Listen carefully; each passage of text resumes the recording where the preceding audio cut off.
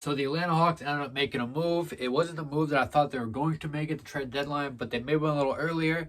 And that move was to trade Cam Reddish to the New York Knicks for Solomon Hill, Kevin Knox, and a 2022 first round pick from the Charlotte Hornets, who are most likely going to make the playoffs.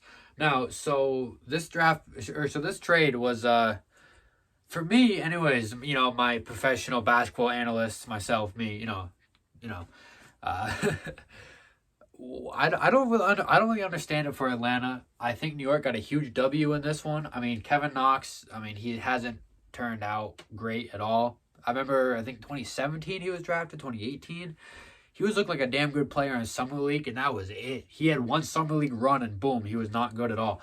And then Solomon Hill, I didn't even know that dude played for the Knicks. Unless was shipped from Atlanta to New York. 'Cause I remember he played in Atlanta. Maybe that was a trade. Atlanta traded him to New York. I don't know. The only reason, whatever, he's kind of irrelevant in this trade. The only reason why I could think Atlanta made this move was to get off some money, because Cam Reddish is having a great third season. It's not quite like a breakout season, but he's having a damn good season. I think he's averaging like 14, shooting good shooting splits. And he fits right on their timeline with a young core of Trae Young, Kevin Huerter, John Collins, Clint Capella. You had Cam Reddish, DeAndre Hunter. Like, you had a lot of young pieces on that team, and you trade him for Kevin Knox and a first round pick, which is gonna be mid round. I don't quite understand what their thinking was. The Hawks are already the 12th seed, like the 12th or 13th seed, and they just got worse. I don't understand when they were an Eastern Conference Finals team last year. I don't quite understand where this trade was coming from.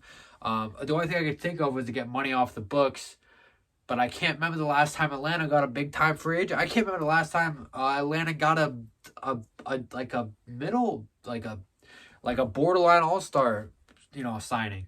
Um, yeah, it kind of baffles me on what they're really thinking of this trade. Of course, I'm not, it's not my job to make these decisions. So there's probably other things that are, other details a part of this trade that, they think will help them and now and for the future.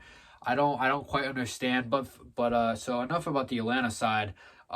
Let's go to the New York side. I think New York got a huge W here. I mean, they were done with Kevin Knox.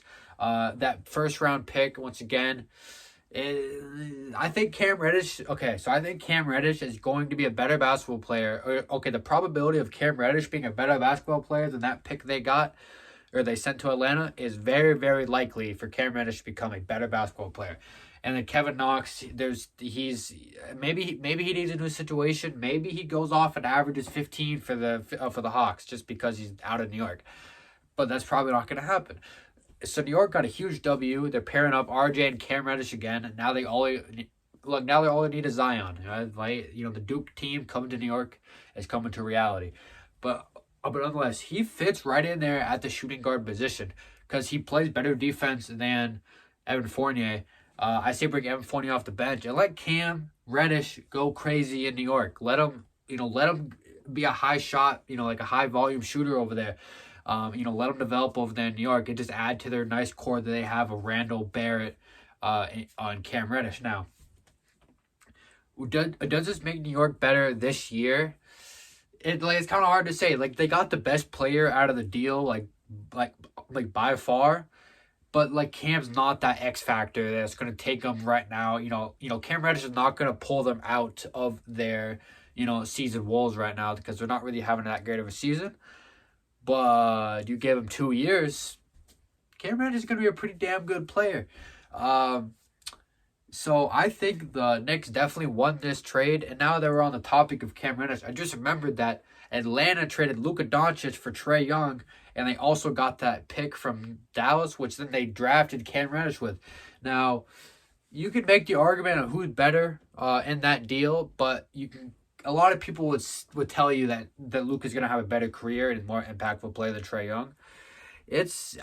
I think it's closer than some people might think, but nonetheless, they made that trade to also get that pick, which then they traded that pick, which was Cam Reddish, for even like worse assets in like another first round pick and Kevin Knox, unless they're using that first round pick to package John Collins and maybe get Ben Simmons. But like that's too many pieces to fall together now. You feel me? Like it's just yeah, I really don't think it's a good trade for Atlanta. I think New York got a huge W here because I think Cam Reddish is only going to get better throughout his career. I mean, he's like a 6'7", long arms, like good build on him. He's a great shooter. Like his rim game is getting better. He is going to be like he's getting better every single season. I think he could have been maybe the third option on this Hawks team if they were to ever win a championship. Like you don't want to give that up for pennies on the dollar. I feel like. But I don't know. Maybe they got this big plan to sign some big free agent this summer, and Cam Reddish going to get in the way of that or something. I don't know. I'm kind of lost for words of why Atlanta did this. To be honest, I saw it come out today, and I was like, really, like this is all you got for Cam Reddish. Maybe I overvalue Cam Reddish, but I think I had him as part of the in my Atlanta Hawks video I made about a week ago.